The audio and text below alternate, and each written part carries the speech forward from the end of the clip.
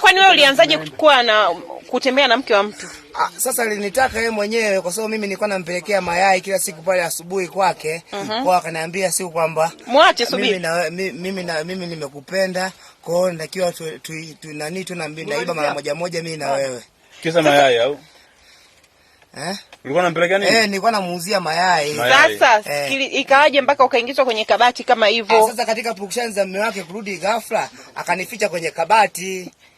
Kwa hiyo mume wake ndo amekukuta. Na wewe baada ya kumkuta mimi nimeingia huko ndani. Umeona? Nikashangaa mara sielewelewi. Mara kabati nafanya kuchu. Nikasema ngoja niangalie kuna nini. Ndio namkuta jamaa. Kwa ulichomfanya hasa jamani kitu gani mpaka kuingia ndani ya kabati? Mimi nimemwambia wife inabidi tuondoke ende nyumbani, nibaki naye. Kwa hiyo unataka kuoa mwanaume mwenzio au? Tutakaa tu usiku wa leo, kesho asubuhi ataenda nyumbani.